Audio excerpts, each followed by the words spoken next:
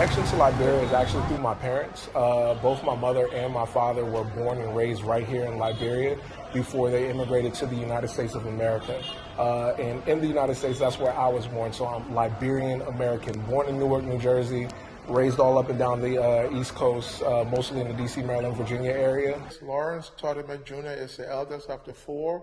And today, Lawrence lives in Liberia where he runs a non-profit organization. I'm very proud of Lawrence for his achievements. Growing up, he always had interest in helping kids. And today, in Liberia, he's doing the same thing. He's helping the kids with computer literacy. He has his own organization, Liberia Forward. And he's helping the young adults in the city to also improve their educational levels and to help them to be able to find a job and sustain themselves. It's kind of hard to explain to most people why I would get up and leave the comforts of the United States, the developed world, and come to a developing country such as Liberia. But for me, it was more about fulfillment and giving back. It's one thing to give back to your community where you grow up in, abroad, where you're in such a diverse community, but when you know your actual history and where your family is from, then it just makes sense that you should take your skills and develop that area, right? It's the foundation, and if other kids are not able to get the same opportunity I did, I felt like I would not really be fulfilling my purpose in life. And so I was able to do a lot on that side, and I said, why don't I take this portion of my life, this chapter, and come over and try and give somebody else that opportunity. Come down with the head, the body, come to the scene, each one. Yeah. Yeah, so it can make the retina larger. So it has control of the caption, what we would normally use on Word and just change it to font. Yeah. Now you're using H1 in order to be able to do that. And so were you able to actually run it? Yeah. Okay, let me see what you did when you ran it. That's a really good job. Hey, okay. So how to code, my first lesson, how to read, and then you did that. Great. Did you create these links right here as well? Yes. I love it. Great job. I think you learn faster than Maureen does, but I won't tell her. Ooh, when it comes to obstacles, man, we ran into a lot of obstacles when we first started out because, again, we're a developing country. So something that is so normal in a place like America, like electricity, water, we overlook these things. It's expected. But when transitioning here and opening up our office, we didn't have electricity. So we were literally working off of a generator. And when it comes to funding is really tight around here. So we were really just making things work. Run the generator for an hour or two, get what you need to get done, and then shut it off. Water, we had to haul water from the wells, the local wells, and then bring them in so we'd be able to flush toilets. Like, these are all challenges that a normal person would come and say, you know what, it's not for me, I can't do it. But it's a passion.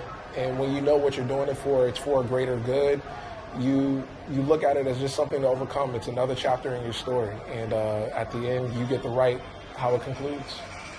For, I don't know, 3 generations, because as my father's generation and his mother, nothing has been done at all. And to see this level of progress, you know, farms and wells and solar lights, and you're doing a very good job. And Kwame, I'm so proud of you. So proud of you that you're leading this effort. As he said, it's family land, but you know, the land is nothing if people are not doing something with it. So all of you are doing something with it, to help each of you and your own families too, to be able to provide food, send your children to school, get medical care. You know, he's got big dreams for here.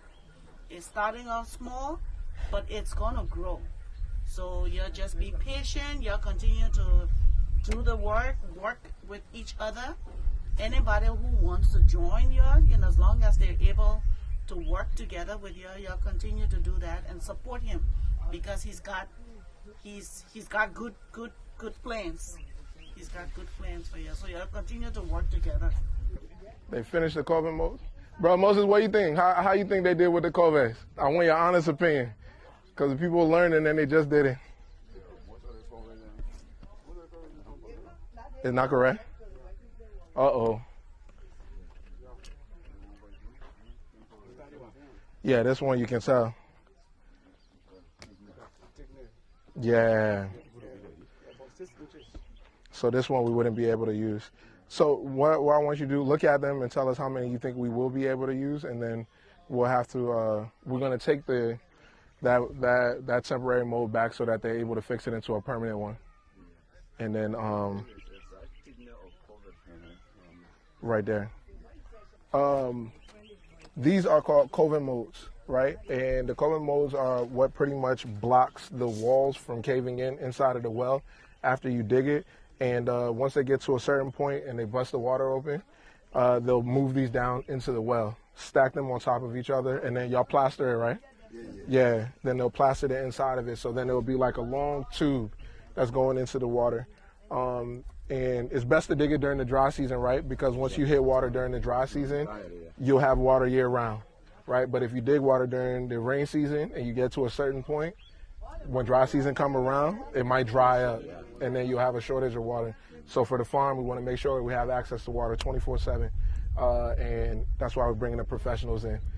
We didn't have too much of a big budget, so that's why we train our farm staff that's here on the ground how to make these. And now the pros are coming in and they're making corrections and say, you know, these were done well, these ones have a little bit of error in it, and we'll do what we have to do to make them correct and make sure we have a good source of water on the farm.